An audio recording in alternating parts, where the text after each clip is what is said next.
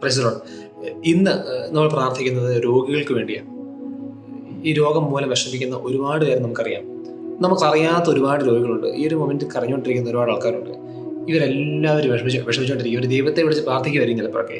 പക്ഷെ നമ്മൾ ഈ സമയത്ത് രോഗികൾക്ക് വേണ്ടി ഇങ്ങനെ കരങ്ങൾ വിരിച്ച് പ്രാർത്ഥിക്കണം.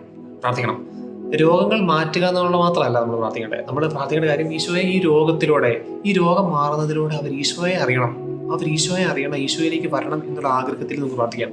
ഈശോയുടെ ജീവിതകാലത്ത് ഒരുപാട് രോഗികളെ സുഖപ്പെടുത്തി.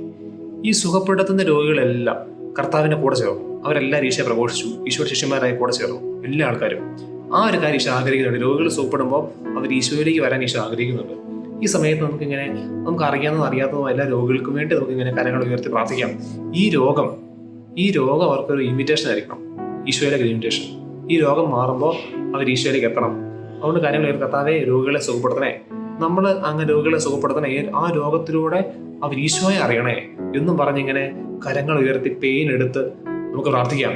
എല്ലാ രോഗികളും ഈ സമയത്ത് സുഖപ്പെടണം ആഗ്രഹിച്ചുകൊണ്ട് നമ്മൾ പ്രാർത്ഥിച്ച നിങ്ങൾ രോഗികൾ കൈകൾ വെക്കുന്ന സുഖപ്പെടുന്ന പറഞ്ഞേക്കുന്നത്. നമ്മൾ രോഗികൾക്ക് വേണ്ടി പ്രാർത്ഥിക്കണം. അവർ സുഖപ്പെടും. അവർ സുഖപ്പെട്ട് ഈശോയെ അറിയണം. അതെ.